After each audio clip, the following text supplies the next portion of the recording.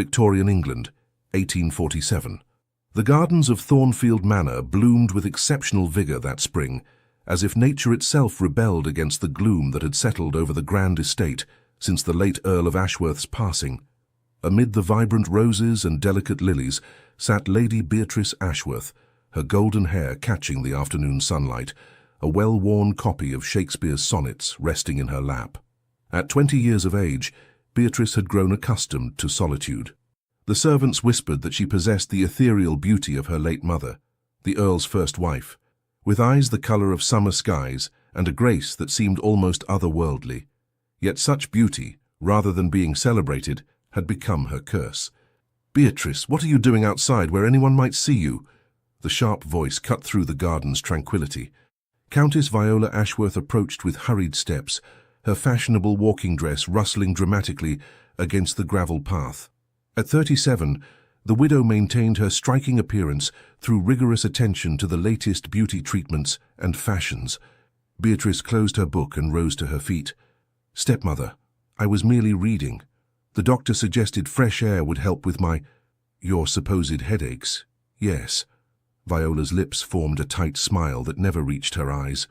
"How convenient that you suddenly feel well enough to sit outside precisely when we are expecting visitors." "Visitors? I wasn't aware." "Of course you weren't. Why would you be?" Viola adjusted her perfectly positioned hat.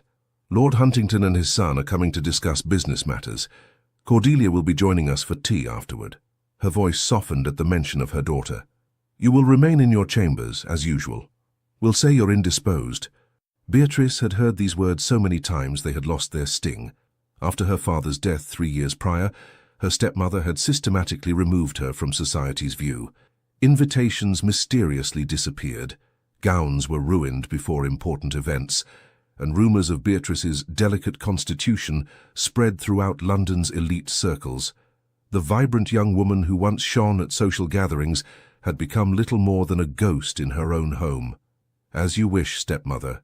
Beatrice gathered her book and shawl, heading toward the east wing where her chambers were strategically positioned, far from the manor's entertaining spaces. "And, Beatrice," Viola called after her, "do make sure to lock your door. We wouldn't want you wandering about and startling our guests." Inside the manor, 18-year-old Cordelia Ashworth sat at her dressing table while her lady's maid arranged her dark curls in the latest fashion. Unlike her mother, Cordelia harbored genuine affection for her half-sister. "Is Mother sending Beatrice away again?" she asked, watching her maid's reflection in the mirror. "I'm afraid so, Miss Cordelia," the maid replied. "The Countess has given strict instructions." Cordelia sighed. "It's terribly unfair. Beatrice is the kindest soul in this house, yet Mother treats her as though she were a scandal waiting to happen. Your mother is focused on securing your future, miss, by parading me before every eligible bachelor, while keeping my sister locked away." Cordelia frowned. "I love Mother dearly, but her treatment of Beatrice is unconscionable." Later that afternoon, as Cordelia joined her mother in the drawing room to receive their guests, an unexpected carriage arrived at Thornfield Manor. The butler's usually stoic expression gave way to visible surprise as he hurried to inform the Countess. "Your ladyship," he announced with a formal bow, "the Duke of Wellington, Arthur Wellesley, has arrived and requests an audience." Viola nearly dropped her teacup. "The Duke? Here? Now?" She quickly composed herself, smoothing imaginary wrinkles from her dress. "Cordelia, sit up straight. Remember everything we practiced." Turning to the butler, she added with forced calm, "Show His Grace in immediately." The Duke of Wellington, at 32 years of age, was indisputably the most eligible bachelor in England.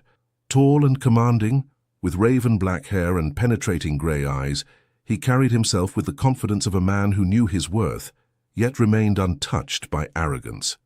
Despite his title and vast fortune, Arthur Wellesley had developed a reputation for being remarkably discerning in his social engagements and utterly immune to the matchmaking schemes of London's most determined mothers. "Countess Ashworth," he greeted with a formal bow as he entered the drawing-room. "Miss Ashworth, I apologize for the unexpected nature of my visit." Viola practically glowed with excitement. "Your Grace, what a delightful surprise. We are honored by your presence. Please do join us for tea." As the Duke took his seat, he glanced around the elegantly appointed room, I was passing through the area on my way to my country estate and thought I might pay my respects.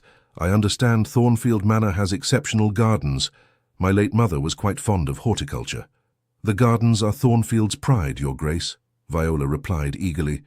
Perhaps Cordelia could show you around. She has quite the eye for botanical beauty. Cordelia, however, had been watching the Duke carefully.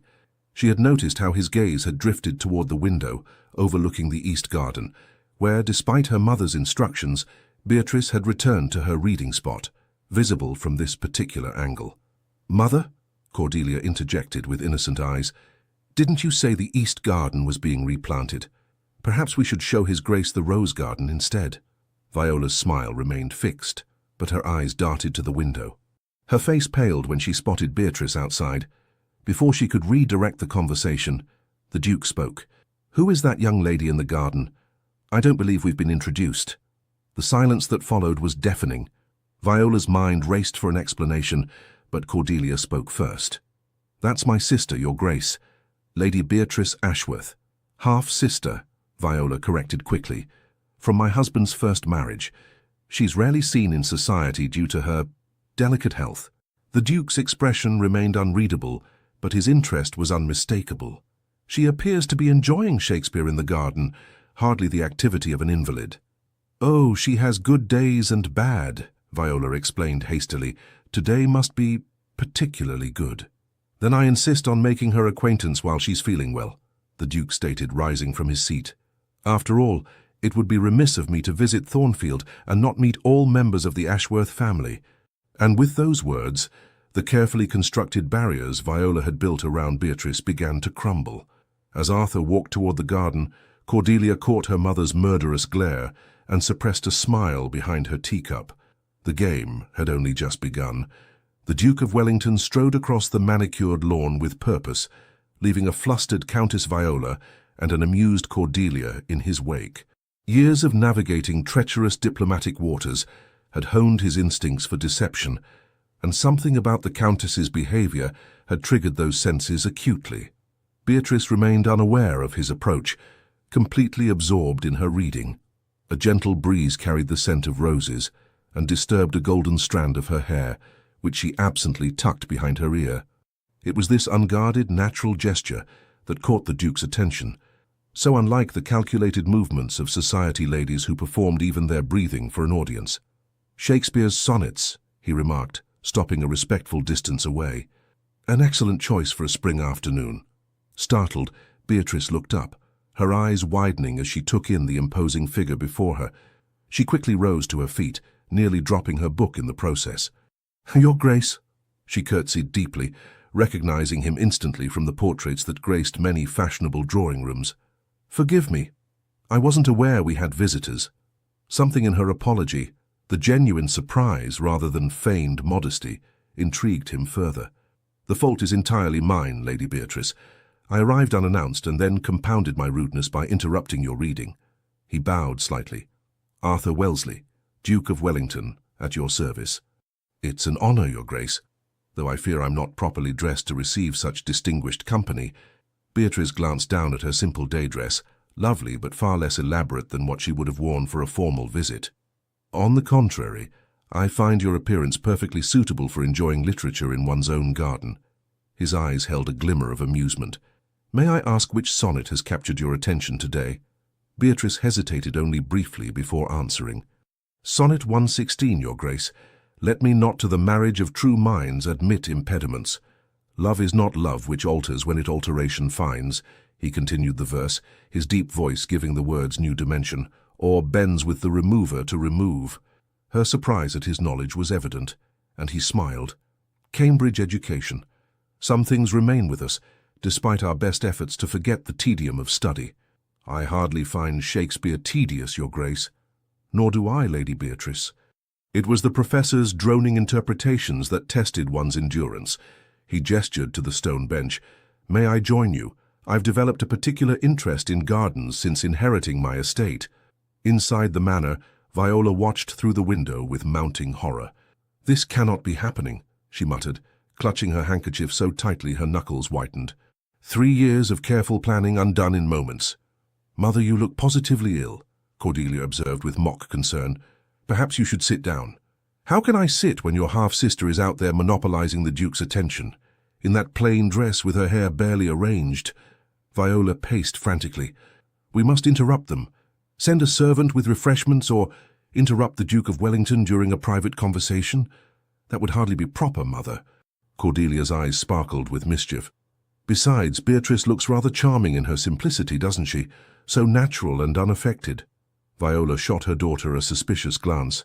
"You've never shown such enthusiasm for your sister's social prospects before." "Perhaps I've grown tired of watching her hidden away like some family secret," Cordelia replied, her expression suddenly serious.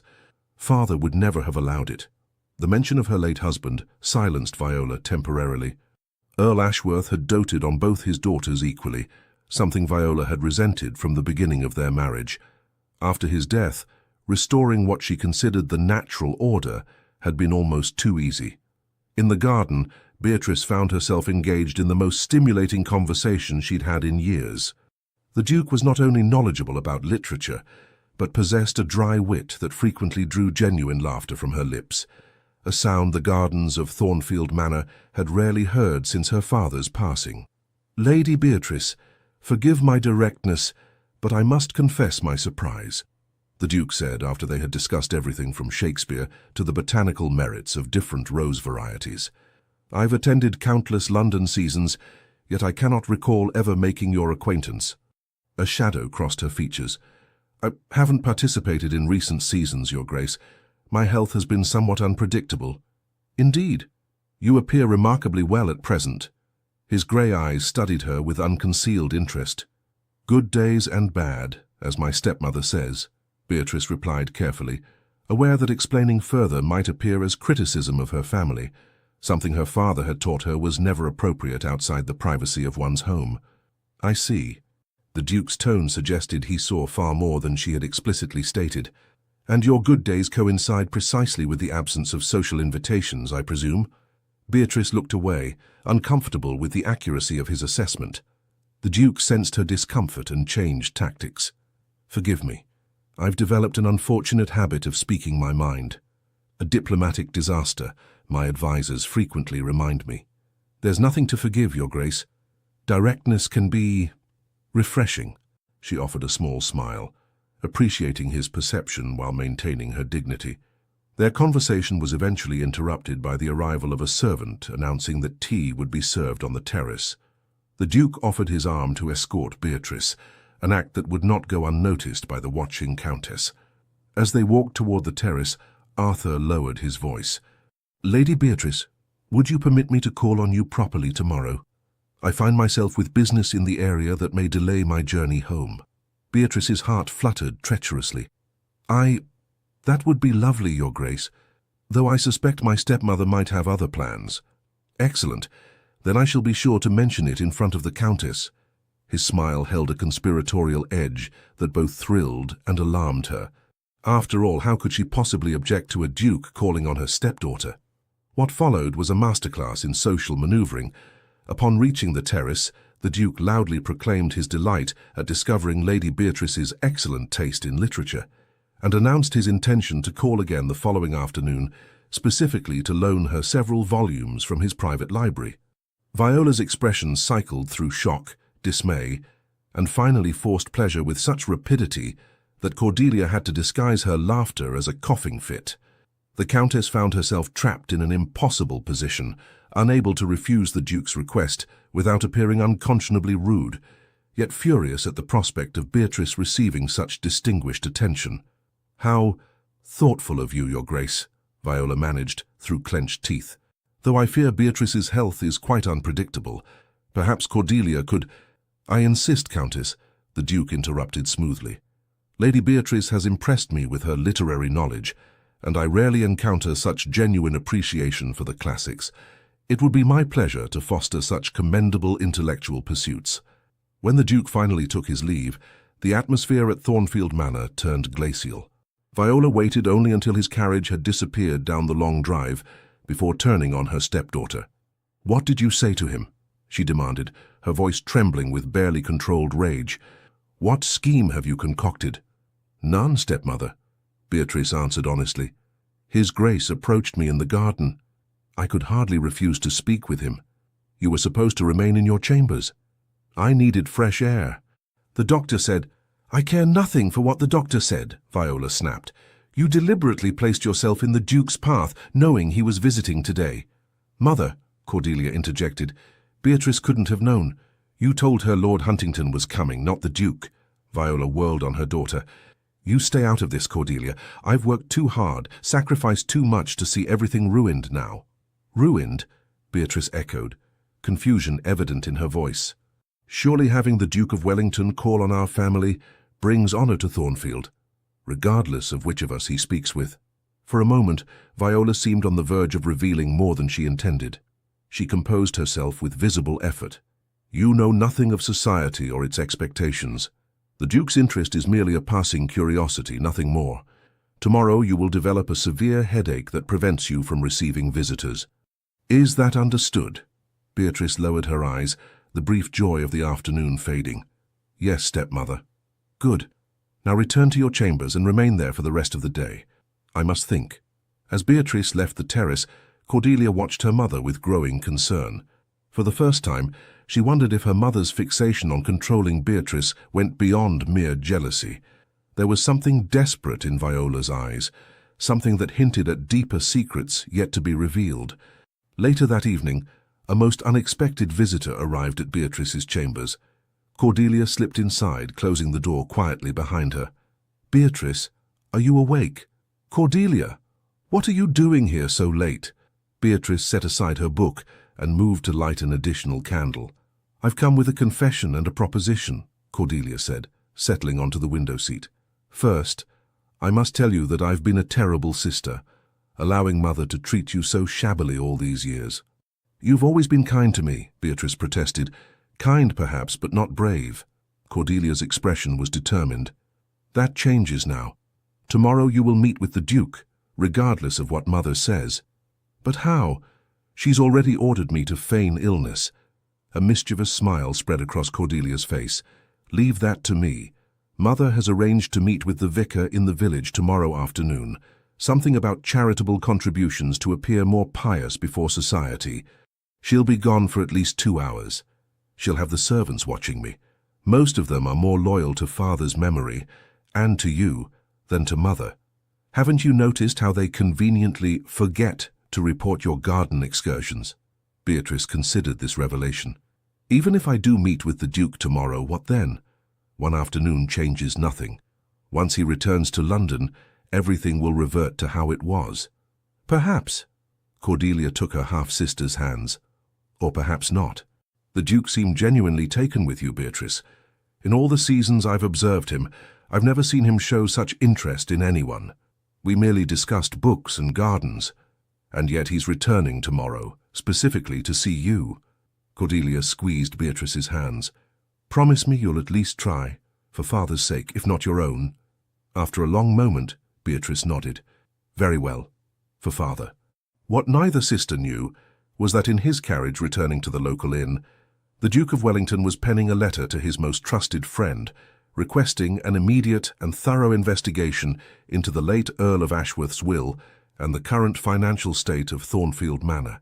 Something about the Countess's desperate manoeuvres had awakened his suspicions, and Arthur Wellesley had never been a man to ignore his instincts. The stage was set for a confrontation that would shake the foundations of Thornfield Manor and forever alter the lives of those who dwelled within its walls.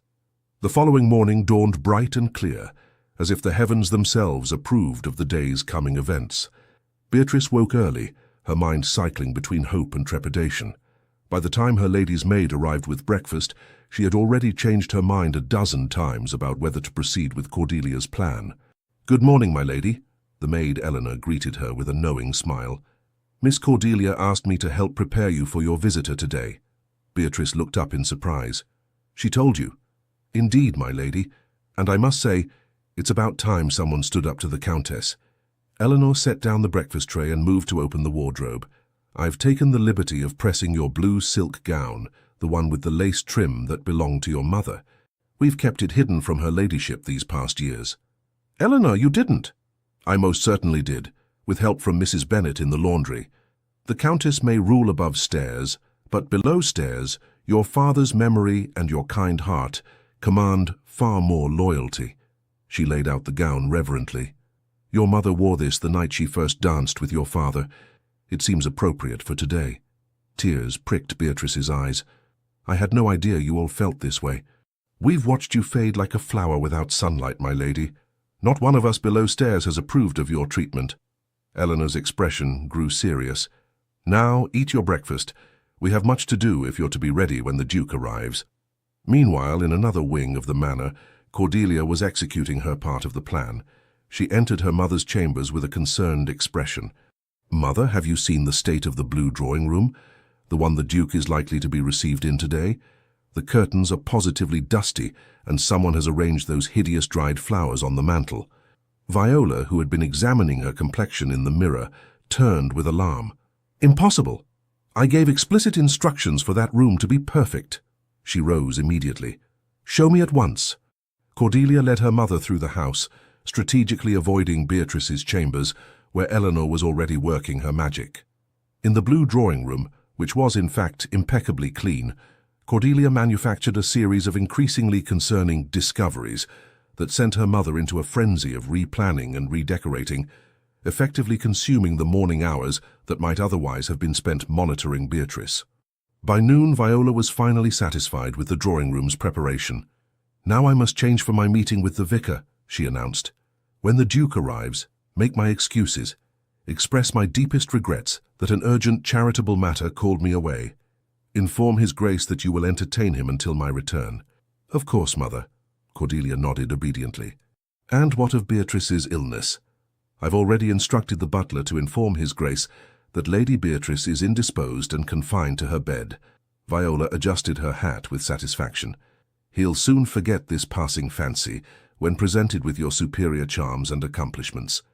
"As you say, Mother." Cordelia fought to keep her expression neutral. "Though it seems a shame to disappoint a duke. Better a small disappointment now than encouraging false hopes." Viola's tone hardened. "Your sister is not meant for society, Cordelia. The sooner she accepts that, the happier she'll be." Once Viola had departed for the village, Thornfield Manor seemed to exhale collectively. Servants moved more freely, conversations grew less guarded, and a subtle current of anticipation flowed through the ancient halls. In her chambers, Beatrice barely recognized her reflection. Eleanor had arranged her golden hair in an elegant style that framed her face perfectly, securing it with her mother's pearl combs. The blue silk gown, updated slightly to suit current fashion while preserving its original beauty, transformed her from the shadow she had become into the lady she was born to be. "There," Eleanor said, stepping back to admire her work. "A true earl's daughter." A soft knock announced Cordelia's arrival. She entered and stopped in her tracks, momentarily speechless.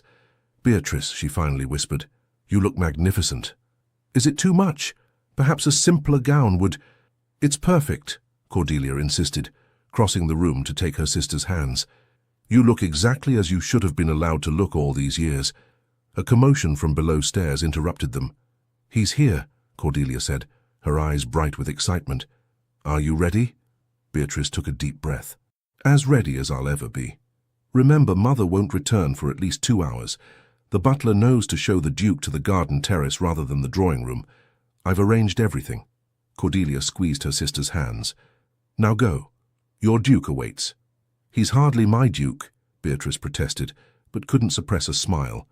The Duke of Wellington had arrived at Thornfield Manor precisely at the appointed hour, carrying several leather-bound volumes as promised. He'd been mildly surprised when informed that both the Countess and Lady Beatrice were unavailable, the former due to charitable obligations, the latter supposedly bedridden with illness. "How unfortunate," he'd remarked to the butler, his tone carefully neutral. "And Miss Cordelia. Miss Cordelia suggests that perhaps your Grace might enjoy refreshment on the garden terrace while awaiting her company," the butler replied with perfect decorum, though the Duke didn't miss the subtle emphasis on suggests rather than requests. "The garden terrace would be most agreeable," the Duke concurred, suspecting there was more at play than initially apparent. He'd been seated for only a few minutes, admiring the view of the rose garden, when the sound of approaching footsteps drew his attention. Arthur rose, expecting to see Cordelia, but instead found himself momentarily speechless at the vision before him. Beatrice Ashworth, far from being bedridden, stood in the terrace doorway transformed. The simple girl from the garden had blossomed into an undeniable beauty, her blue silk gown complementing her eyes and fair colouring to perfection. "Lady Beatrice," he finally said, recovering his composure, "I was informed you were unwell today. A misunderstanding, Your Grace." Her voice held a new confidence, though a blush coloured her cheeks. "I find myself in excellent health this afternoon." "Miraculous," he commented dryly, the corner of his mouth lifting in amusement. "Shall we attribute your recovery to divine intervention, or merely to the temporary absence of the Countess?" Beatrice's eyes widened, and then, to his delight, she laughed, a genuine musical sound. "You are remarkably direct, Your Grace." "Arthur?" he corrected, stepping forward to offer his arm. "When conspiring against overbearing stepmothers, I believe first names are more appropriate, don't you think?" She hesitated only briefly before placing her hand on his offered arm. "Beatrice, then. Though I'm not certain conspiring is the right word. No? What would you call this delightful subterfuge that has managed to resurrect you from your sickbed and conveniently coincide with your stepmother's absence?" "A temporary rebellion," she admitted, as he guided her to the stone bench where they'd sat the day before. "Orchestrated largely by my sister, I must confess. Miss Cordelia has risen considerably in my esteem, then." Arthur sat beside her, maintaining a proper distance while still creating an atmosphere of intimacy. "I brought the books I promised." He indicated the volumes on the table. "First editions of Byron, Keats, and Mrs. Shelley's Frankenstein, though the latter may be too macabre for your taste." "On the contrary," Beatrice replied, her eyes lighting up as she carefully examined the volumes. "I find Mrs. Shelley's exploration of creation and responsibility fascinating, if somewhat disturbing. A lady who appreciates both Shakespeare and Gothic literature. You grow more intriguing by the moment, Beatrice." Their conversation flowed effortlessly from literature to philosophy, to art and music. Arthur found himself increasingly captivated, not just by her beauty, which was considerable, but by her mind. Despite years of isolation, Beatrice had educated herself through her father's extensive library, developing opinions that were both thoughtful and refreshingly free from society's usual constraints. "You must think me terribly provincial," she said, after expressing a particularly unconventional view on women's education. "I've had few opportunities to test my ideas in proper company." "Provincial? Quite the opposite." Arthur leaned slightly closer. "Do you know what I find at most London gatherings, Beatrice? Carefully rehearsed opinions, repeated verbatim from whatever publication is currently fashionable. Your thoughts are your own. That makes them infinitely more valuable." Their tête-à-tête might have continued indefinitely had Cordelia not appeared, slightly breathless, with urgent news. "Beatrice, Mother's carriage has been spotted on the road. She'll be here within 15 minutes. She nodded respectfully to the Duke. "For your Grace, forgive the interruption." Arthur rose immediately, understanding the situation. "No forgiveness necessary, Miss Cordelia. I appreciate your vigilance." He turned to Beatrice, who had paled slightly at the news. "I believe this is where our temporary rebellion must end, for today at least." "Yes," Beatrice agreed, rising from her seat. "I should return to my chambers before she arrives." Something in her resignation stirred a protective instinct in the Duke. "This secrecy and pretense, it cannot continue indefinitely, Beatrice." "It's been my reality for 3 years, Your Grace," she replied softly. "One pleasant afternoon doesn't change that." "Doesn't it?" He took her hand, his expression serious. "What if I told you I have no intention of allowing you to disappear again? That I find myself inexplicably determined to see you properly introduced to society, to see you shine as you were meant to?" Cordelia, watching this exchange with wide eyes, interrupted again. 12 minutes, Beatrice." "Go," Arthur said, releasing her hand. "But no, this isn't the end. I'll call again tomorrow, and the Countess will receive me, and you will be present, illness notwithstanding." As Beatrice hurried back to her chambers, her mind whirling with emotions she scarcely dared name, the Duke turned to Cordelia. "Miss Cordelia, I believe you and I should have a conversation about your sister's situation. There's more happening here than a stepmother's jealousy, isn't there?" Cordelia hesitated, loyalty to her family warring with concern for Beatrice. Your Grace, I have resources and influence that could help her, Arthur pressed. But I need to understand what we're truly facing. After a moment's deliberation, Cordelia nodded. Very well, Your Grace, but not here. Mother has eyes and ears everywhere. My carriage is at the front. Suggest a short drive to show me the local countryside, entirely proper with your groom as escort. We can speak freely there. By the time Countess Viola returned from her meeting with the vicar, the Duke's carriage was just returning from its brief excursion with Cordelia. The Countess, initially furious to find the Duke at Thornfield in her absence, was somewhat appeased to discover he had spent his time with her daughter rather than her stepdaughter. Your Grace, she greeted him with practiced charm. How kind of you to entertain Cordelia in my absence. I hope she hasn't exhausted you with her chatter. On the contrary, Countess, Miss Cordelia has been most enlightening company. There was something in his tone, a subtle edge, that made Viola's smile falter momentarily. In fact, our conversation has convinced me to extend my stay in the area. I find Thornfield and its surroundings quite fascinating. How wonderful, Viola replied, though her eyes had narrowed slightly. You must join us for dinner tomorrow evening. A small gathering. Just family, of course. I would be delighted, the Duke accepted smoothly. And I insist that Lady Beatrice join us. I've brought several books that might interest her, and her absence today was most disappointing. Viola's smile became fixed. I'll see if her health permits, Your Grace. I have every confidence it will, Countess. His grey eyes held hers steadily. In fact, I would consider it a personal favor if you would ensure she's well enough to attend. The challenge in his voice was unmistakable. Viola, for all her scheming, was not fool enough to directly refuse a Duke's request. Of course, Your Grace. Family means everything to me. Beatrice's welfare has always been my primary concern. Has it indeed? Arthur's tone remained pleasant, but there was steel beneath the surface. How commendable. Then we are aligned in our interests, for her welfare has become a matter of great importance to me as well. After the Duke had departed, Viola summoned her daughter to her private sitting room, her composure rapidly unraveling. What did you tell him? She demanded the moment the door closed behind Cordelia. During your drive, what exactly did you discuss? Thornfield's history, the local landmarks, Cordelia answered carefully. He seemed quite interested in Father's family lineage. Viola's face paled. His family? What specifically did he ask? Nothing unusual, Mother. Just polite conversation. Cordelia maintained her innocent expression. Why are you so concerned? The Duke doesn't extend his visits or take country drives with young ladies for polite conversation, Viola snapped. He's investigating us, investigating me. I can sense it. Perhaps he's simply interested in Beatrice, Cordelia suggested mildly. She is, after all, quite beautiful and accomplished when given the chance to— Enough! Viola paced the room like a caged animal. Tomorrow you will occupy the Duke's attention entirely. Wear your best gown, display every accomplishment, charm him completely.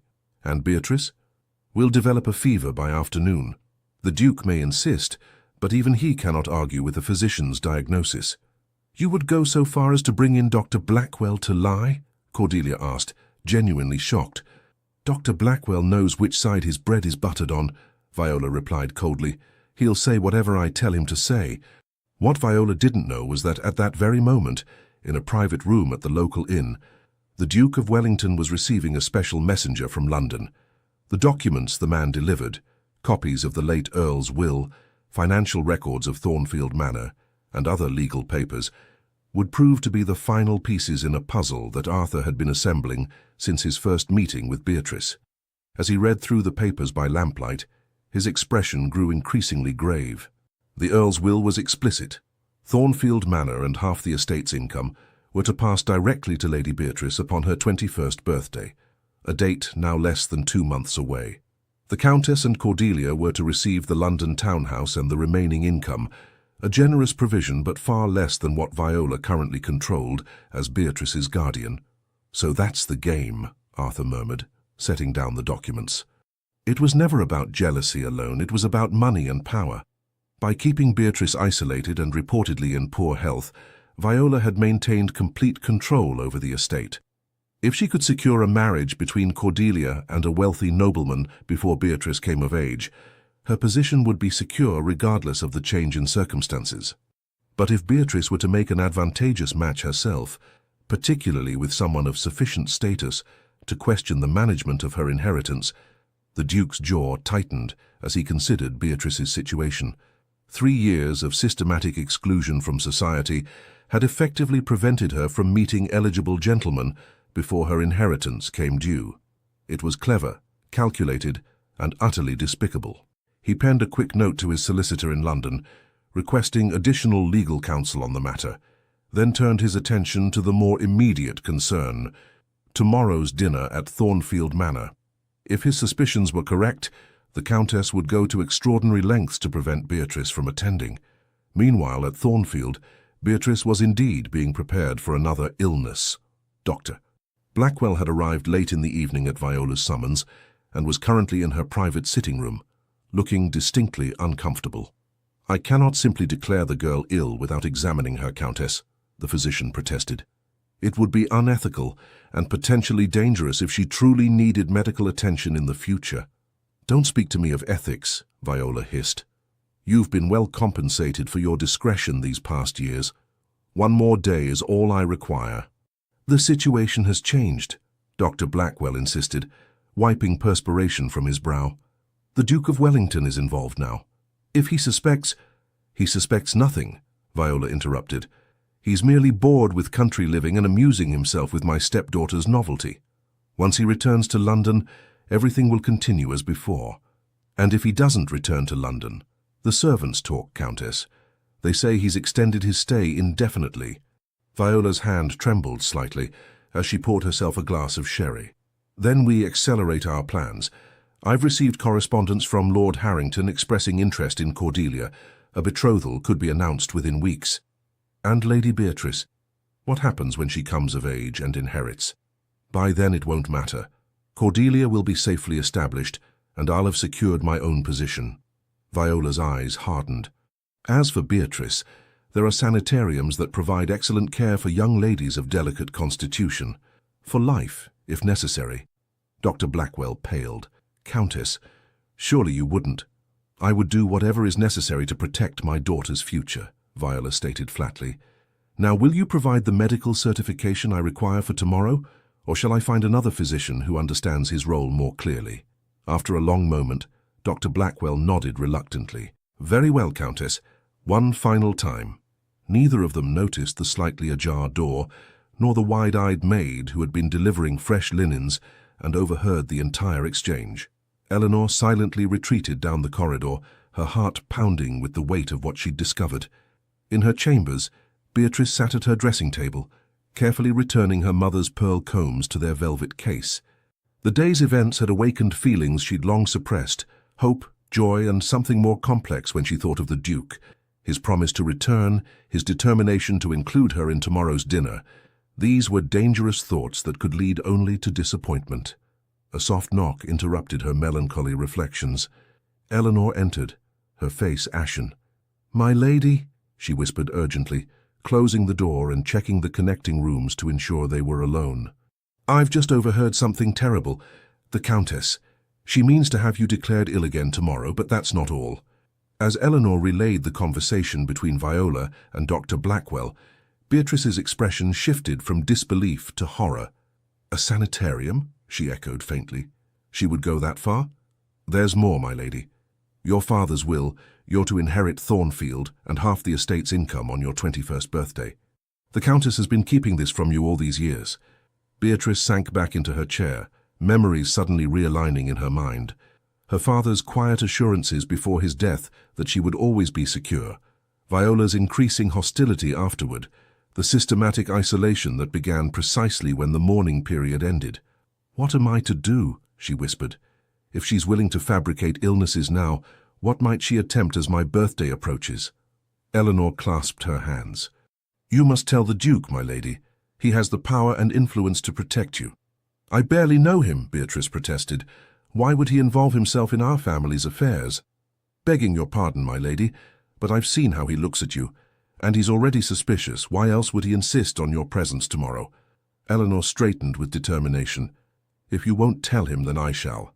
I promised your father on his deathbed that I would look after you, and I'll not stand by while the Countess plots to lock you away. No, Beatrice decided after a moment's thought. I'll speak to him myself, but I'll need your help, and Cordelia's. If I'm to be ill tomorrow, we'll need to find another way for me to communicate with the Duke. As the two women began formulating their plan across the hall, Cordelia was experiencing her own crisis of conscience.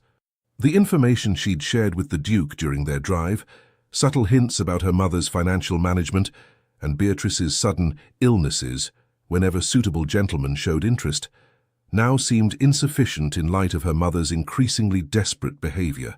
The sound of her mother's voice in the corridor sent Cordelia quickly to her desk, where she began composing a note. By the time Viola entered her chambers, the letter was sealed and hidden within the pages of a novel. "Cordelia, dear, we must discuss your approach to the Duke tomorrow," Viola began, settling onto the edge of the bed. "Your blue silk gown, I think. It brings out your eyes wonderfully." "Yes, Mother," Cordelia agreed absently, "though I doubt my attire will make much difference. His Grace seems quite fixed in his interests." "Nonsense. Men of his station are accustomed to having their every whim indulged. Once you engage his attention properly, he'll forget all about your sister's novelty." Viola patted her daughter's hand. "Trust your mother in this. I've navigated society far longer than you have. And if he insists on seeing Beatrice?" "He won't have the opportunity. Dr. Blackwell will attend her in the morning and declare her condition too serious for visitors. Even a duke cannot argue with medical necessity." After her mother had departed, Cordelia retrieved the sealed note and rang for her maid. "Sarah, I need this delivered to the Rose and Crown Inn immediately. For the Duke of Wellington's hands only." The maid's eyes widened. "Miss, if your mother discovers—" "She won't," Cordelia assured her. "Use the kitchen boy, Jamie. He's quick and discreet. Tell him there's a crown in it for his trouble." As the note made its way to the inn, the pieces of a complex chess match were being positioned across the board. By morning, the game would begin in earnest, with Beatrice's future hanging in the balance. Dawn broke clear and promising over Thornfield Manor, though few within its walls greeted the day with optimism. In her chambers, Beatrice received the unwelcome but expected visit from Dr. Blackwell, who performed a cursory examination before declaring her suffering from nervous exhaustion and prescribing complete bed rest. "I'm sorry, my dear," he murmured as he packed away his instruments, his eyes unable to meet hers. "Perhaps in a few days." "Thank you for your concern, Doctor," Beatrice replied evenly, "though I feel perfectly well this morning." "Yes, well, these conditions can be deceptive. Best to be cautious." He hurried from the room, shame evident in the slump of his shoulders. Eleanor entered shortly after with a breakfast tray. "It's as we expected, my lady. The Countess is already informing the servants that you're too ill for visitors, even His Grace." "Then we proceed as planned," Beatrice confirmed. "Has there been any word from Cordelia?" "Miss Cordelia sent this." Eleanor handed over a folded note that had been concealed beneath a napkin on the tray. "She says the Duke received her message last night and has responded accordingly." Beatrice unfolded the note, her eyes scanning her sister's elegant script. "Dearest Bea, all is arranged. The Duke will arrive at precisely 2 o'clock. Mother plans to receive him in the blue drawing room, while I will be practicing the pianoforte in the music room as instructed. Eleanor knows where to position you for our plan to succeed. Have courage. You are not alone in this battle." With love and determination across the manor, Viola was issuing final instructions to the housekeeper regarding the evening's dinner arrangements when the butler appeared with an unexpected announcement. "Your Ladyship, Mr. William Harrison has arrived from London. He says he represents Harrington and Sons, solicitors at law, and wishes to speak with you on a matter of great urgency regarding the late Earl's estate." Viola frowned. "A solicitor? Now? We're expecting the Duke at 2 o'clock. "The gentleman insists it cannot wait, Your Ladyship. He mentioned something about irregularities in the estate's financial records that require immediate attention." The colour drained from Viola's face. "Show him to the library. I'll attend him shortly." As the butler departed, Viola gripped the back of a chair for support. This unexpected development threatened to derail her carefully orchestrated plans for the Duke's visit. More concerning still was the mention of financial irregularities. Had her creative accounting of Beatrice's inheritance been discovered? By the time 2 o'clock arrived, Viola found herself thoroughly trapped in the library with Mr. Harrison. who had produced an alarming array of documents requiring explanation. Her increasingly desperate attempts to conclude the meeting were met with polite but firm insistence that these matters could not be delayed. "I understand your social obligations, Countess," the solicitor stated calmly, adjusting his spectacles. "However, these discrepancies in Lady Beatrice's trust must be addressed before her 21st birthday. The penalties for misappropriation of awards funds are quite severe." In the entrance hall, the Duke of Wellington was being admitted with all the ceremony befitting his rank. When informed that the Countess was unavoidably detained with legal matters, he expressed perfect understanding. "In that case, I should like to pay my respects to Miss Cordelia," he requested. "I believe she mentioned practicing her music this afternoon?" The butler, who had received specific instructions from both Cordelia and Eleanor, led the Duke toward the music room via a particular corridor, one that passed directly beneath a small balcony connecting the family's private quarters to the main gallery. As they approached this precise location, a soft voice called from above, "Your Grace."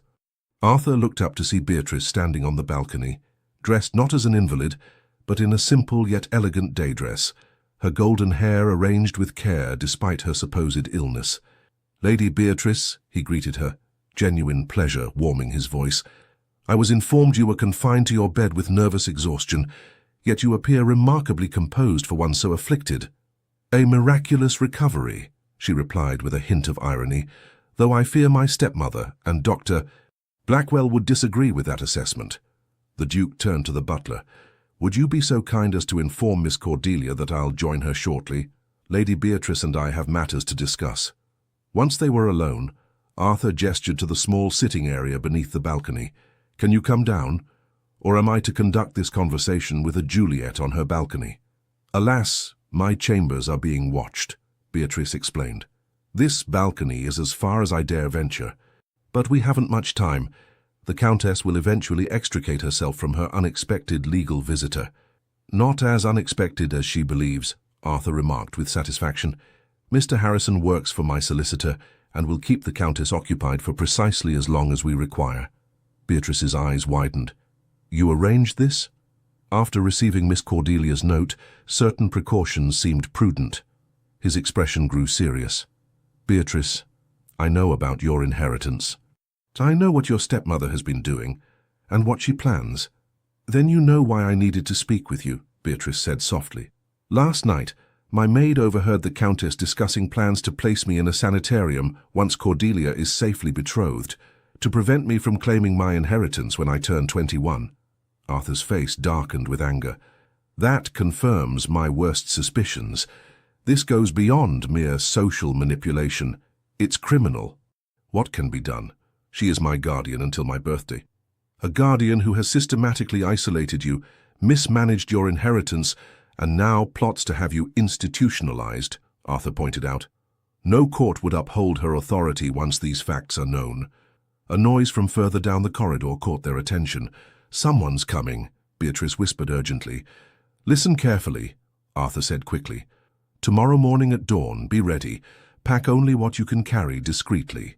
Your maid, can she be trusted?" "With my life." "Good. Have her meet my carriage at the east gate at first light.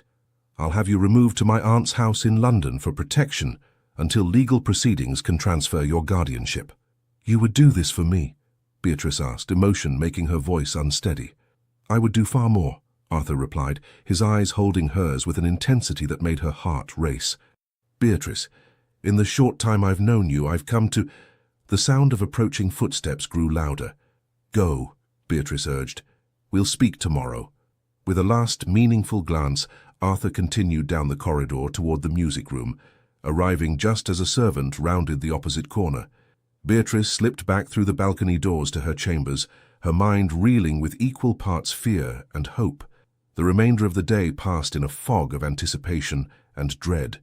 Dinner that evening was a masterclass in social tension. The Duke, having finally been released from his legal emergency, received the Duke with effusive apologies and explanations.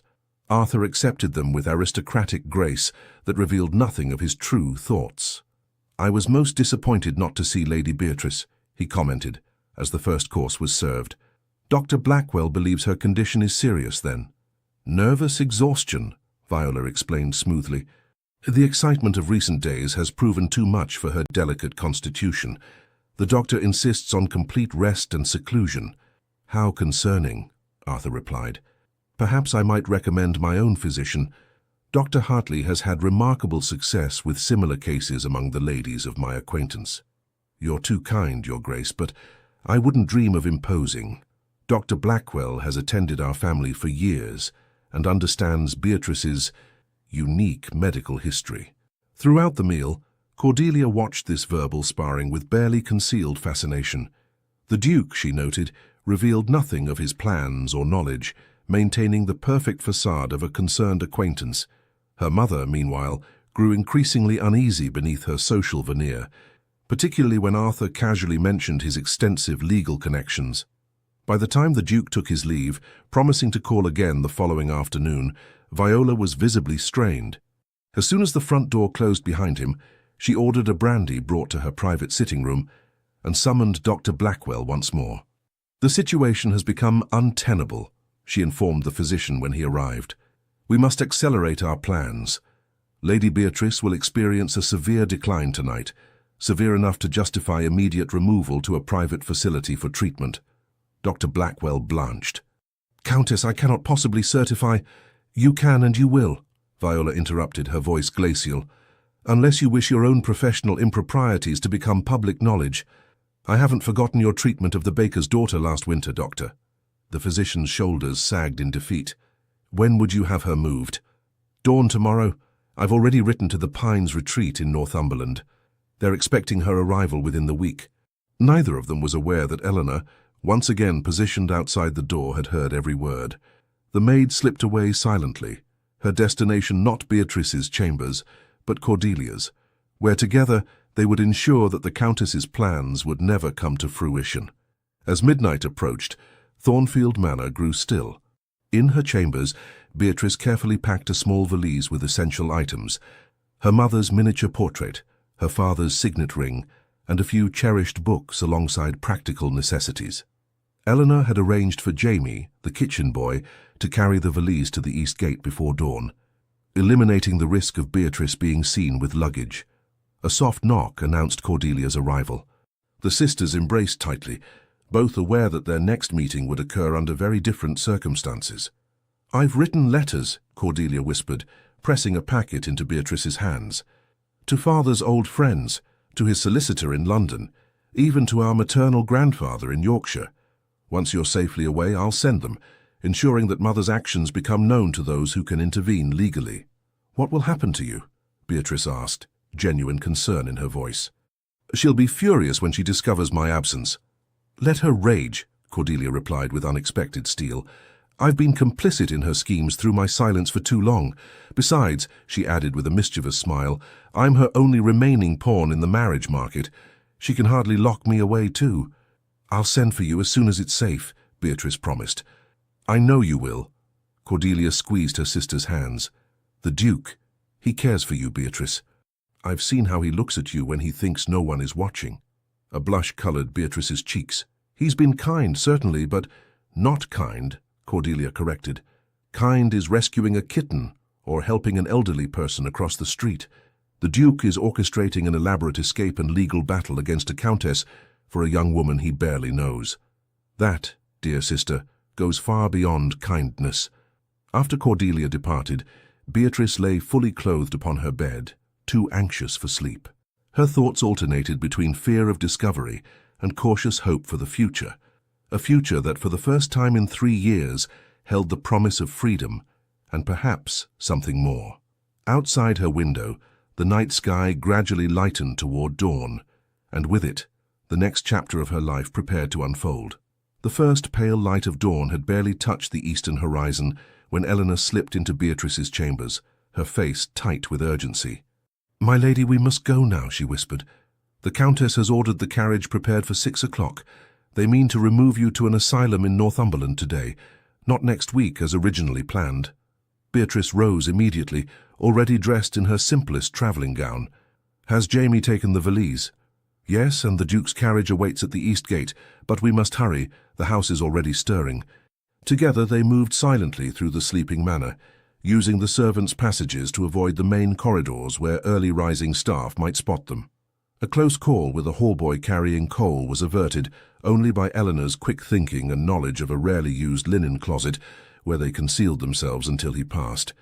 As they neared the side door leading to the east gardens, Eleanor suddenly pulled Beatrice into an alcove. "Doctor." Blackwell's voice drifted from around the corner, accompanied by the Countess's distinctive tones. "You're certain the sedative will keep her compliant for the journey?" Viola was asking. "Yes, Countess. She'll be confused and docile, unable to cause any disruption or make herself understood to strangers." The physician sounded weary, defeated. "But I must again express my profound discomfort with this course of action."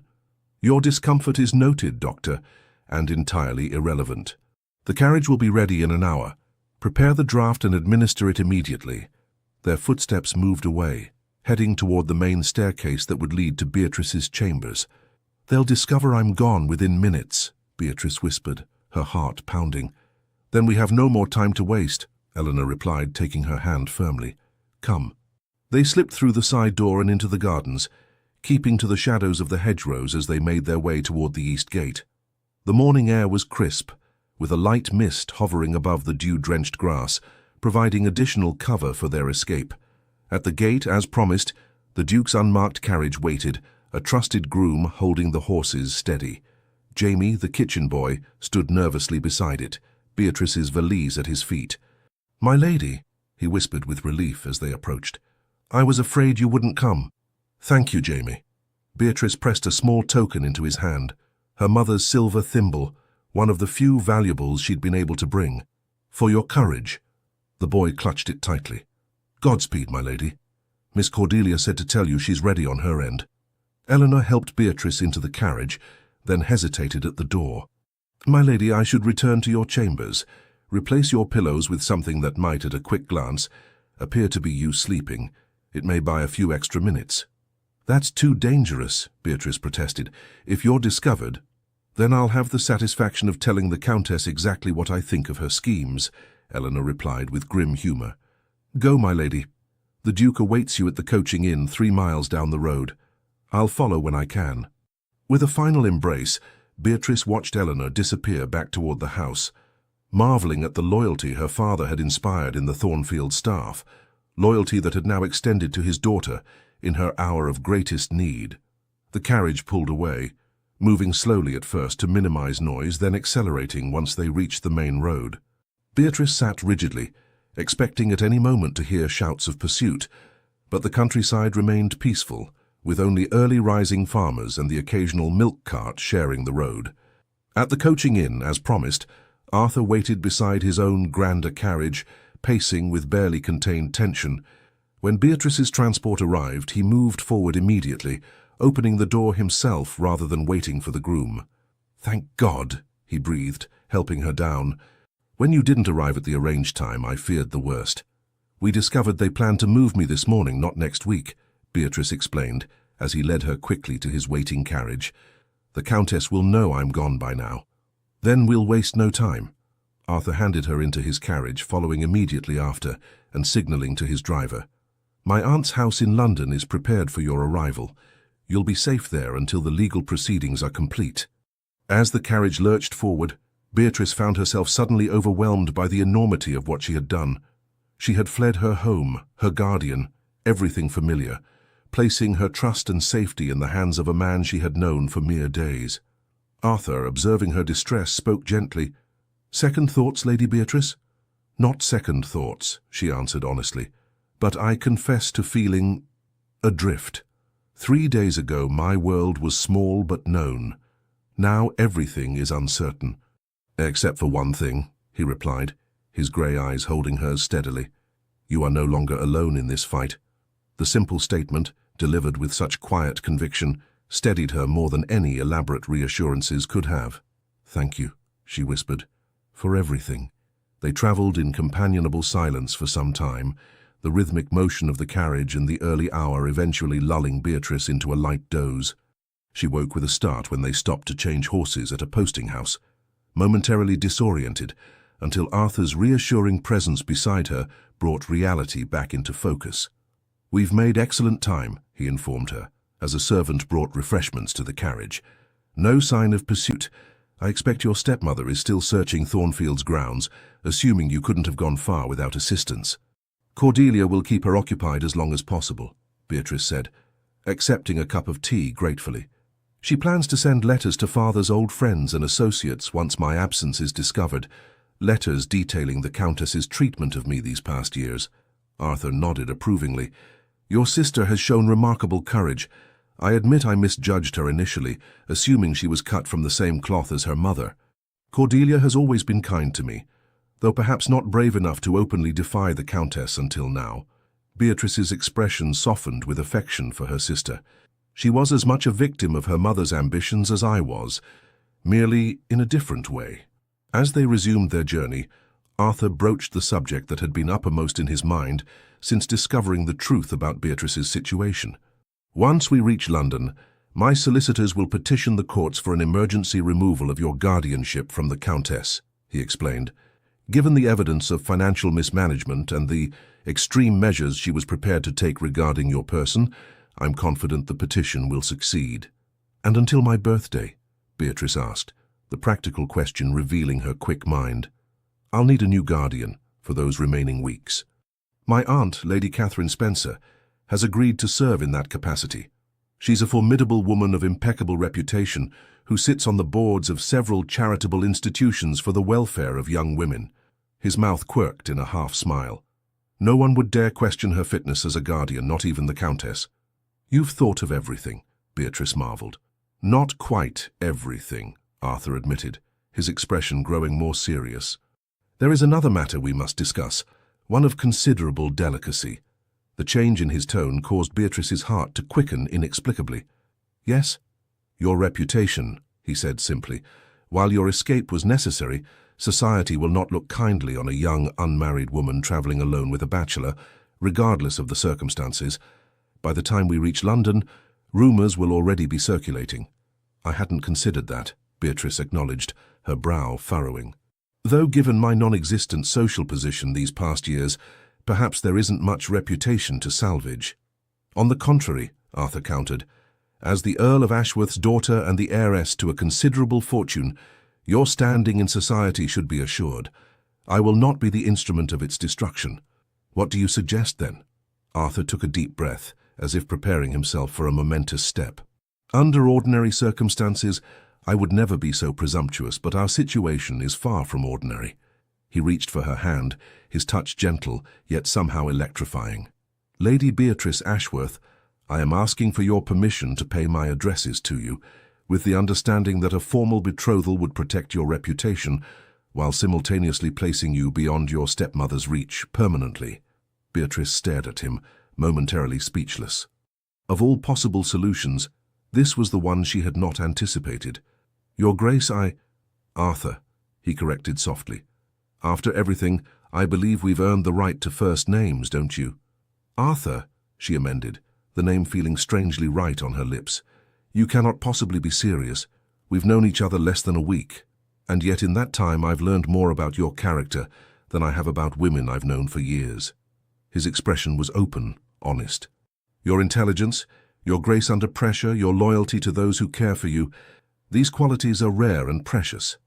I find myself thinking of you constantly, wondering what observations you might make about a book I'm reading, or how you might enjoy the gardens at my estate." His words, so different from the practiced compliments she'd overheard gentlemen offer at balls before her social exile, touched something deep within her. Still, caution prevailed. "You're offering marriage to protect me," she stated, trying to understand his motivation. "It's incredibly generous, but—" "No," Arthur interrupted firmly. "I'm offering courtship, the chance for us to know each other properly, as you deserve. The betrothal would be understood as a future promise, giving us time to determine if we suit. If, after a reasonable period, you find your feelings do not align with mine, I would release you from any obligation, though the protection of my name would remain." "And your feelings?" Beatrice asked quietly, hardly daring to meet his eyes. "You speak of mine, but what of yours?" Arthur's gaze never wavered. I believe I am falling in love with you, Beatrice Ashworth. Not with your fortune or your connections, but with you, the woman who reads Shakespeare in gardens and stands firm against injustice with dignity rather than bitterness.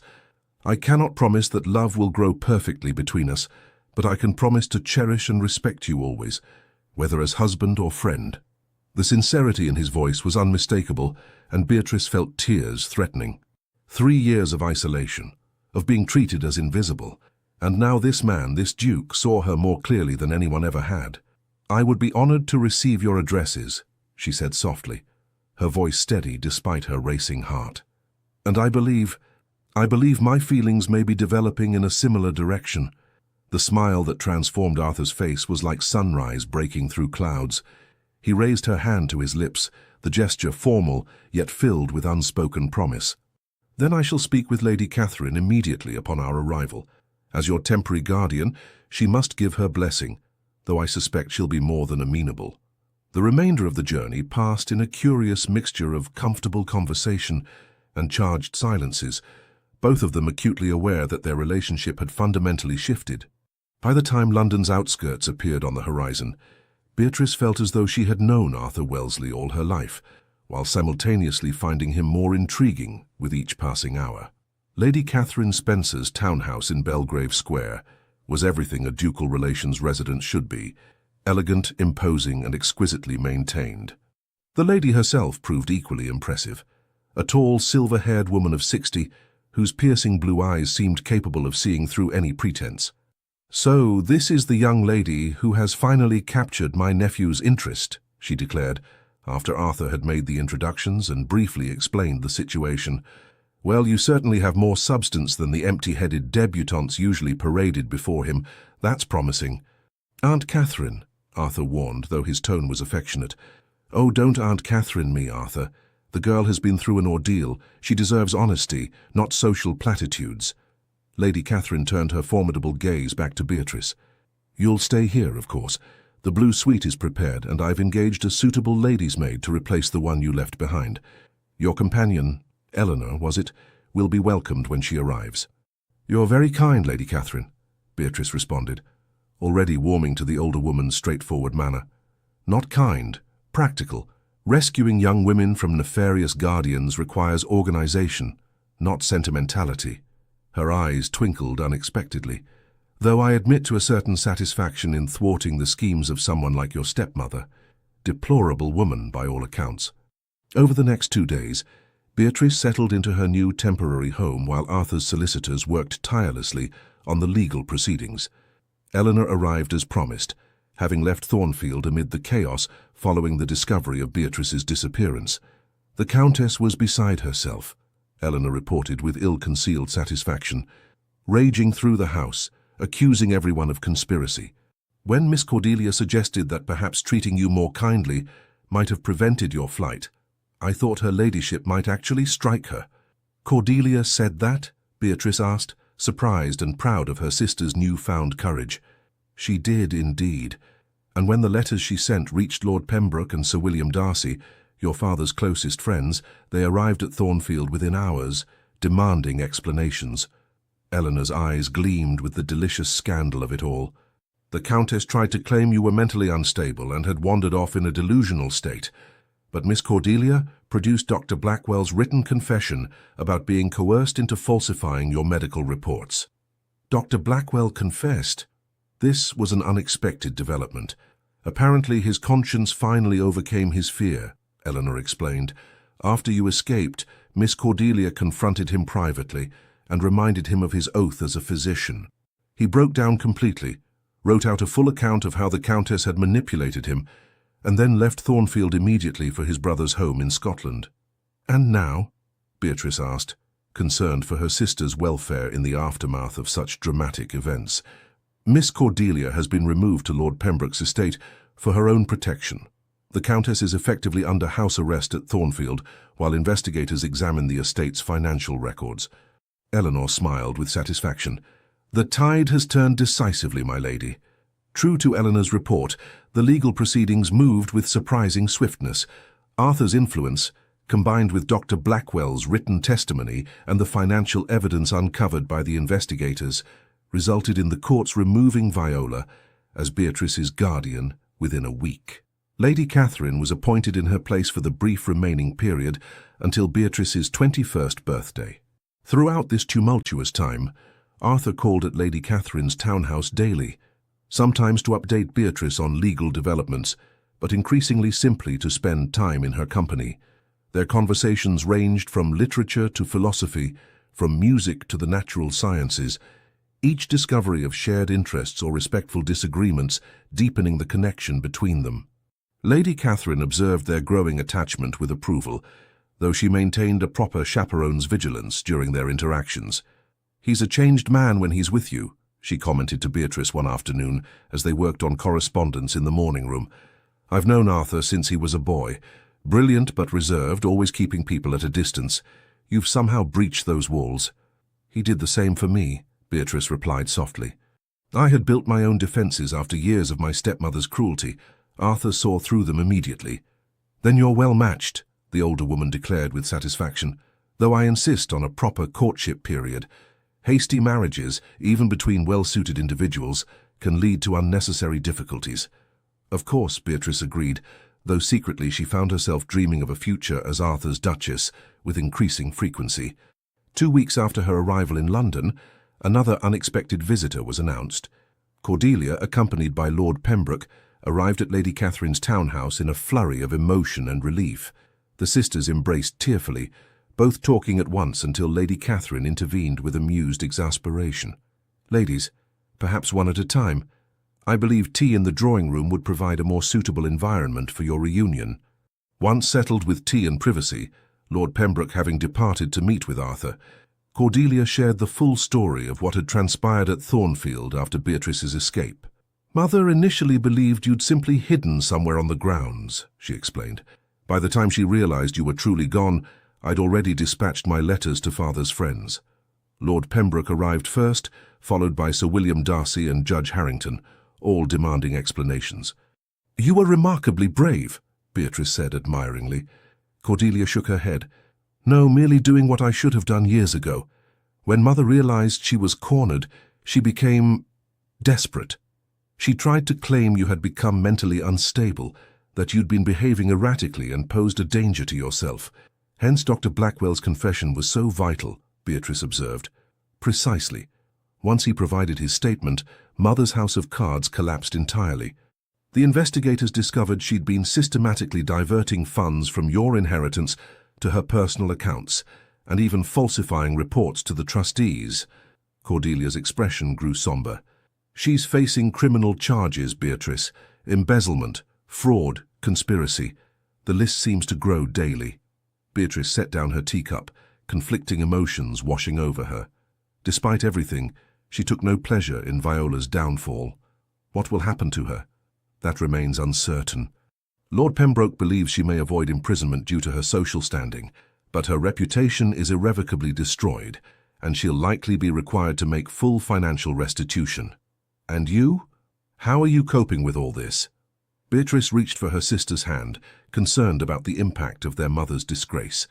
To her surprise, Cordelia smiled, a genuine, unburdened smile she hadn't seen in years. "I feel free, Beatrice.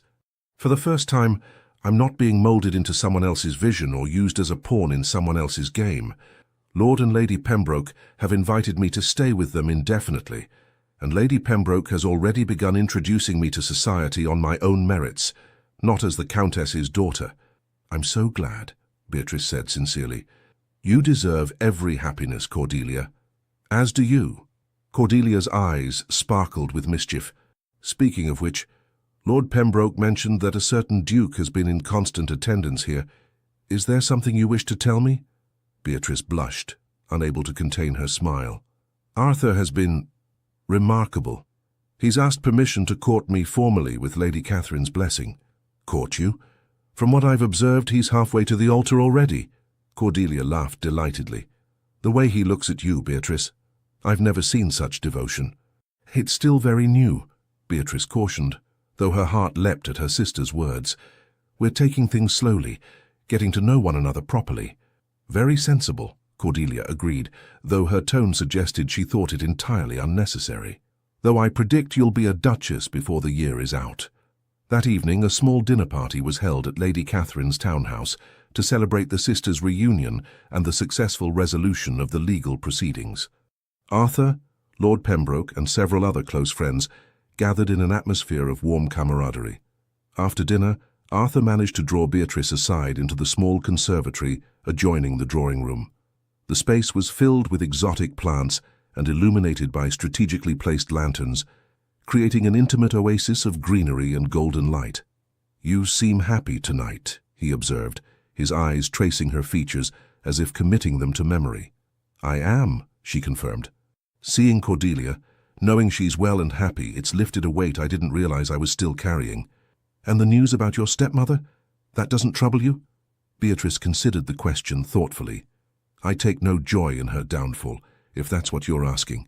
What she did was wrong, undeniably so, but I hope in time she might find some measure of peace and redemption." Arthur's expression softened with admiration. "Your capacity for forgiveness astounds me. Most people in your position would harbor considerable bitterness." "Bitterness changes nothing except the heart that carries it," Beatrice replied simply. "My father taught me that. Besides," she added with a faint smile, "I find I have too much happiness in my present circumstances to waste energy on past injustices." "About those present circumstances," Arthur began, his tone shifting to something more serious. "There's something I wish to discuss with you." A flutter of anticipation rose in Beatrice's chest. "Yes?" "Your 21st birthday is next week. Once it arrives, you'll be legally independent, mistress of your own fortune and destiny." He moved slightly closer, his gaze intent. "I want you to know that nothing changes for me when that day comes. My feelings, my intentions, they remain constant." "I never thought otherwise," Beatrice assured him. "Nevertheless, it needs saying." Arthur took both her hands in his touch warm and steady. "When I first suggested paying my addresses to you, circumstances were complicated by your need for protection. I want no ambiguity now. I court you not out of duty or chivalry, but because you've become essential to my happiness." The simple declaration, delivered with such quiet certainty, brought tears to Beatrice's eyes. "And you to mine," she whispered. Arthur's smile in response was like sunrise breaking across his usually composed features. For a moment it seemed he might say more, perhaps even propose there and then, but the sound of approaching footsteps reminded them of their surroundings. Lady Catherine appeared at the conservatory entrance, her expression a masterful blend of propriety and amusement. "While I approve of your courtship, Arthur, perhaps the conservatory during a dinner party is not the most discreet location for private conversations." "My apologies, Aunt," Arthur replied, though his smile remained undimmed. "We were just discussing Beatrice's upcoming birthday celebrations." "Indeed?" Lady Catherine arched a silver eyebrow skeptically. "Well, continue that discussion in the drawing room, if you please. Lord Pembroke is asking for you." As they rejoined the party, Beatrice felt a contentment she had not known since before her father's death. Surrounded by people who valued her for herself, with her sister safe and her future bright with possibility, the dark years at Thornfield seemed increasingly distant, a closed chapter in a story that was now taking a far happier turn. The week leading up to Beatrice's 21st birthday passed in a whirlwind of activity. Lady Catherine, declaring that the occasion demanded proper recognition, arranged a small but elegant birthday ball to formally reintroduce Beatrice to society. Invitations were sent to carefully selected guests, people of influence and integrity, who would welcome the Earl of Ashworth's daughter without prejudice or excessive curiosity about her unusual circumstances. The preparations absorbed much of Beatrice's time, yet Arthur still found opportunities to visit daily, often bringing small, thoughtful gifts, a rare volume of poetry she had mentioned admiring, a pressed flower from his estate's conservatory, or simply news that might interest her about mutual acquaintances or cultural events. On the morning of her birthday, Beatrice woke to find her bedchamber filled with fresh roses, her favorite flower, and a small package on her dressing table. Inside was an exquisite pearl pendant suspended from a delicate gold chain, accompanied by a note in Arthur's distinctive handwriting. "My dearest Beatrice, these pearls belong to my mother, who received them from my father on her 21st birthday. I can think of no worthier successor to wear them than you, whose quiet strength and inner beauty echo hers in so many ways. Happy birthday, my love. Today marks not only your legal independence, but the beginning of what I hope will be our shared future. With deepest affection, Arthur. Beatrice's hands trembled slightly as she fastened the necklace around her throat, the pearls cool against her skin, but quickly warming, a tangible symbol of belonging, of continuity, of promise. The day unfolded in a pleasant succession of birthday rituals. Breakfast with Lady Catherine and Cordelia, who had moved temporarily to the townhouse for the celebrations, receiving callers who came to pay their respects, and final preparations for the evening's ball. When Arthur arrived that evening, resplendent in formal attire, Beatrice felt her breath catch at the sight of him. Though she had always found him handsome, tonight there was something different in his bearing, a contained energy, an air of anticipation that mirrored her own emotions. "You look beautiful," he said simply, his eyes taking in her appearance with undisguised admiration. Lady Catherine had insisted on ordering a new gown for the occasion, a creation of ivory silk embroidered with delicate gold thread and seed pearls that complemented Arthur's gift perfectly.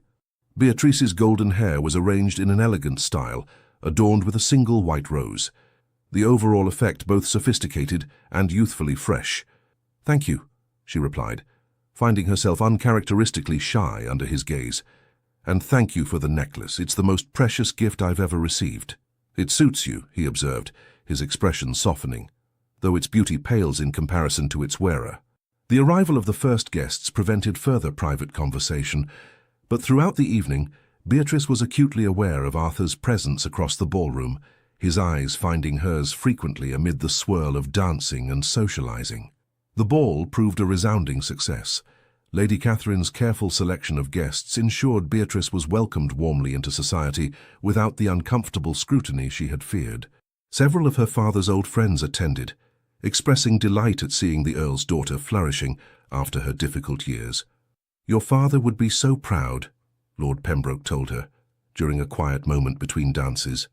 "Not just of your beauty or accomplishments, but of your character, the way you faced adversity with dignity and emerged stronger." "Thank you," Beatrice said, deeply moved. "That means more than I can express." As the evening progressed, Arthur claimed his dance with the birthday honoree, a waltz that had only recently become acceptable in the more progressive circles of society. The intimacy of the dance, with his hand at her waist and their faces closer than propriety usually allowed, created a private world amid the crowded ballroom. "Are you enjoying your birthday celebration?" he asked, guiding her expertly through the turns.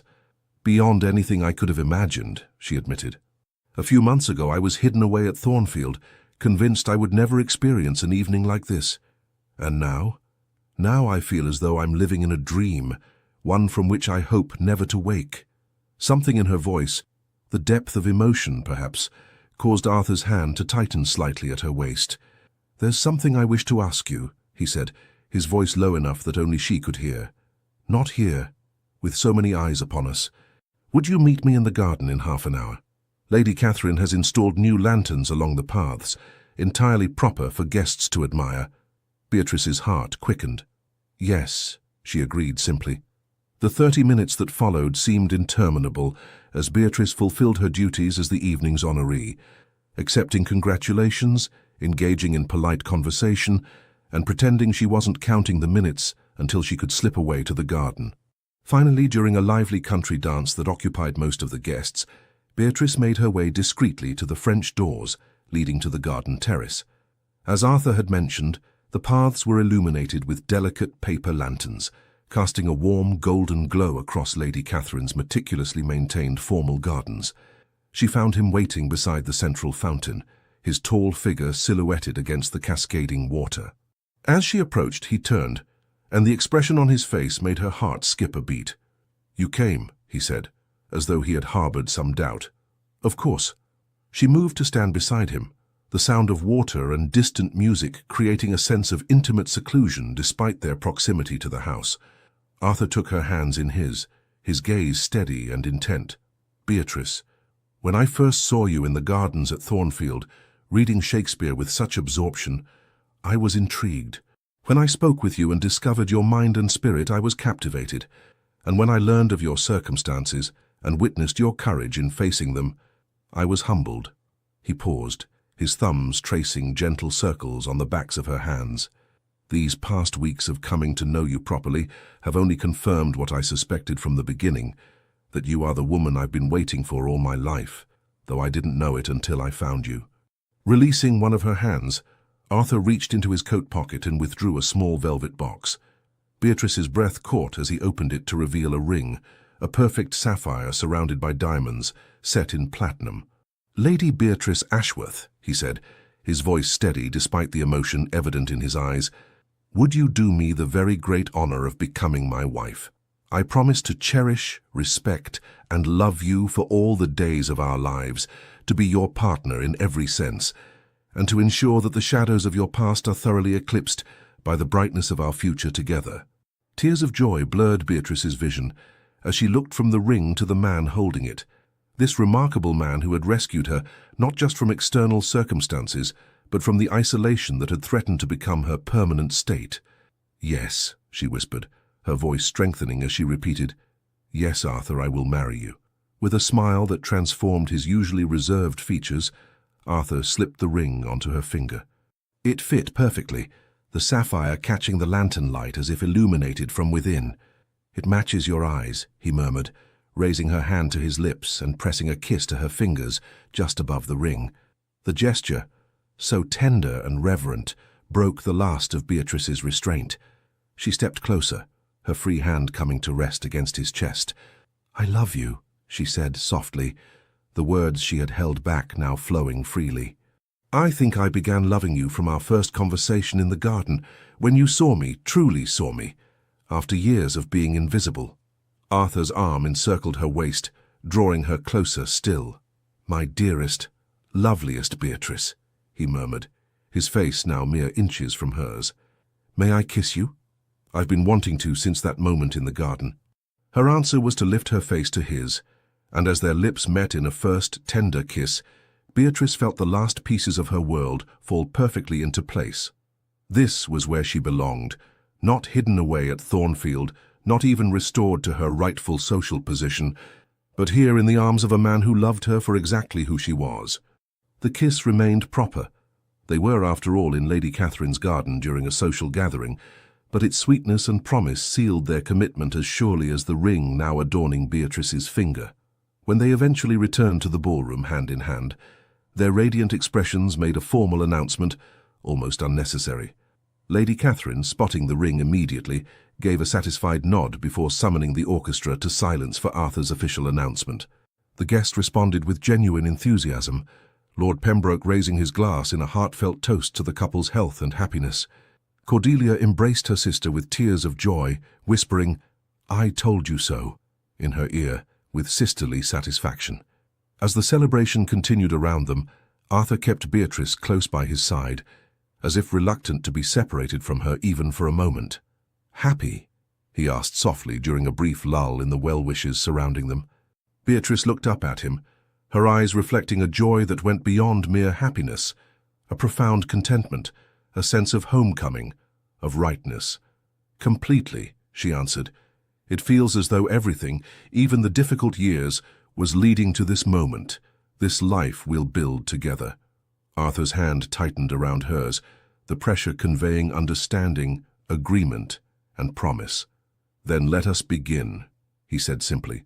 And so, under the approving gaze of friends both old and new, Beatrice Ashworth, once hidden away from society, now embraced by it and, more importantly, by the man she loved, stepped forward into her future, leaving the shadows of Thornfield Manor behind forever.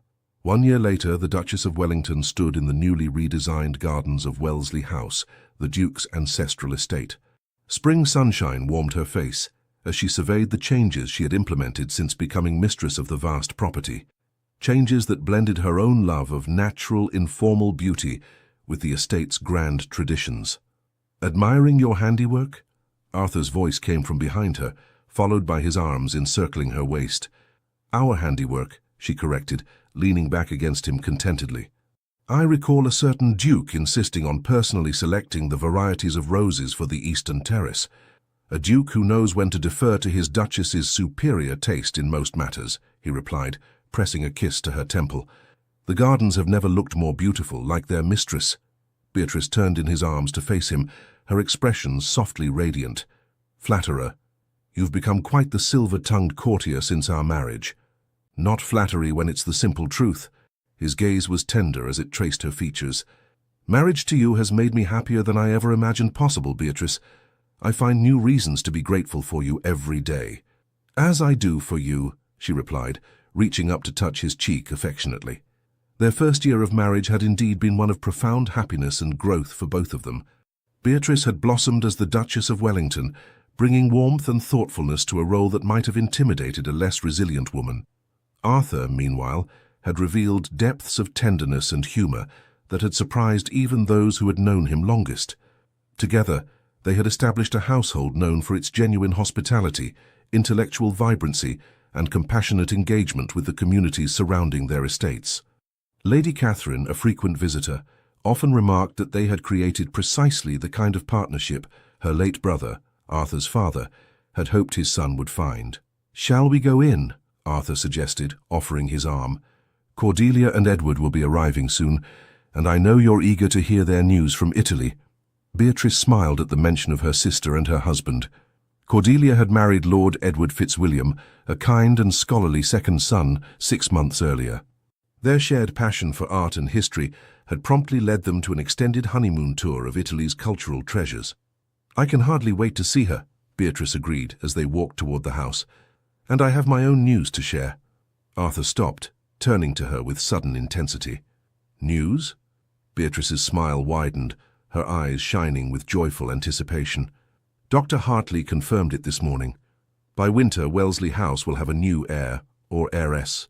For a moment, Arthur seemed frozen in place, his expression cycling through shock, wonder, and finally incandescent joy. Without warning, he lifted Beatrice off her feet in an exuberant embrace, propriety forgotten in the privacy of their gardens. "Truly?" he asked when he finally set her down, his hands still cradling her face as if she were the most precious thing in the world. "We're to have a child." "Truly," she confirmed, laughing at his uncharacteristic display of exuberance. "In approximately 6 months, according to the doctor." Arthur's hand moved to rest gently against her still flat stomach, his touch reverent. "A family of our own," he murmured. "Beatrice, my love, you've made me the happiest of men." As they continued toward the house, arm in arm and hearts full of shared joy, Beatrice reflected on the journey that had brought her here, from a hidden flower at Thornfield Manor to the beloved wife of a duke, soon to be mother to their child. The path had not been easy or direct, but every step, even the painful ones, had led to this moment of perfect contentment. Inside Wellesley House, her home, their home, the future awaited, bright with promise and secure in love. The end. Dear listener, when the final words of our story fade into silence, what remains is not just memory, but possibility. Beatrice found her liberation at 21. But perhaps the true freedom comes to us much later, in these precious years you now inhabit. Society rarely speaks this truth, that the 7th, 8th, and 9th decades of life can be the most authentic of all. You've shed the costumes you once wore to please others. The exhausting dance of impression management has finally ended. Like a tree that no longer needs to grow taller, you now expand in wisdom and deepen your roots. You know something the young cannot. That heartbreak doesn't end you. That fear can be faced. That laughter matters more than perfection. The Countess Violas of this world, those who judge by narrow standards of utility or appearance, have lost their power over you. What magnificent liberation! When sleep eludes you tonight, consider this revolutionary thought.